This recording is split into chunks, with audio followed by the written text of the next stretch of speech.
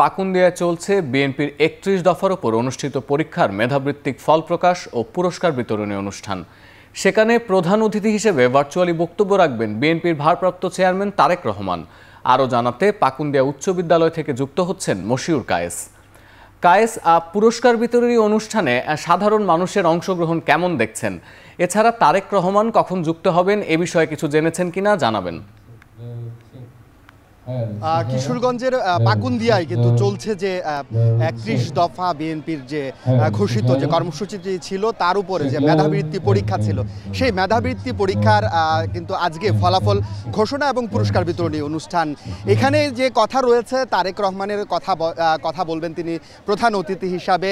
এখানকার দলটির যে ভারপ্রাপ্ত চেয়ারম্যান রয়েছেন তার কথা বলার মূলত কথা রয়েছে যে দুটোর পর তিনি কিন্তু কথা বলবেন এই কিশোরগঞ্জের যে পাকুন্দিয়া অনুষ্ঠিত হচ্ছে মেধাবৃত্তি পরীক্ষা। এখানে একটু জানিয়ে রাখতে চাই আপনাকে যে কিশোরগঞ্জের যে পাকুন্দিয়া অনুষ্ঠিত হচ্ছে, এখানে প্রায় পাকুন্দিয়া উপজেলার 84টি শিক্ষা প্রতিষ্ঠান কিন্তু অংশ নিয়েছে এখানে আসলে মেধাবৃত্তি পরীক্ষা। এর আগে যখন পরীক্ষাটি হয়েছিল এবং সেখান থেকে টোটাল 60 জনকে কিন্তু আসলে পুরস্কার দেওয়া, মেধাবৃত্তি দেওয়া হবে এবং পাশাপাশি 3টি স্কুলকে কিন্তু শ্রেষ্ঠ স্কুলের পুরস্কার এখানে প্রদান করা হবে। আমি যদি একটু বলে রাখতে চাই, এখানে আমরা দেখেছি যে সকাল থেকেই কিন্তু শিক্ষার্থীরা যারা পরীক্ষায় অংশগ্রহণ করেছিল তারা কিন্তু ব্যাপক উৎসাহ এবং উদ্দীপনা নিয়ে এখানে হাজির হয়েছে এবং তাদের জন্যও কিন্তু একটি সৌজন্য পুরস্কার রয়েছে সবার জন্য। পাশাপাশি অভিভাবকরাও কিন্তু এখানে উপস্থিত হয়েছে। তারা এখানকার আয়োজকরা যে বিষয়টি বলছে যে এই আয়োজনটি মূলত যে আগামীর যে দেশ গড়ার যে প্রত্যয় নিয়ে বিএনপি কাজ করছে, এই তাদের যে ৩১ দফা রয়েছে সেটি কিন্তু আসলে নতুন প্রজন্মের মধ্যে তারা ছড়িয়ে দিতে চায়।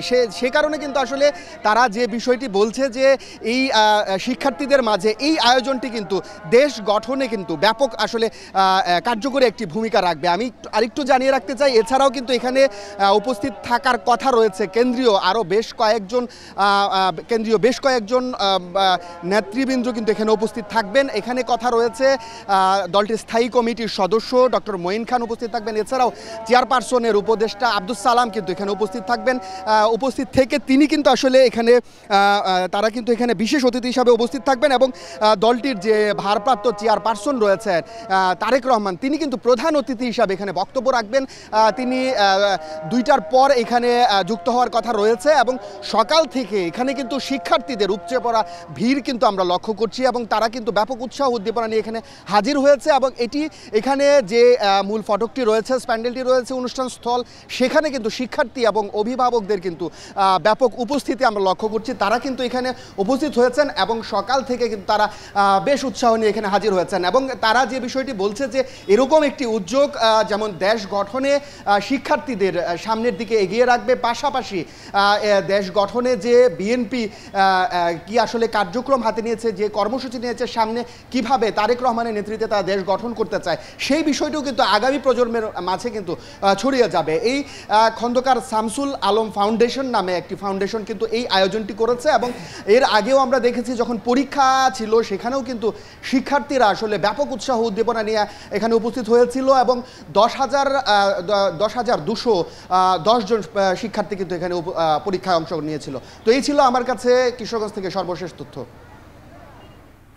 কিশোরগঞ্জের পাকুন্দিয়া উচ্চ বিদ্যালয় থেকে যুক্ত হয়েছিলেন সহকর্মী মশিউর কায়েস।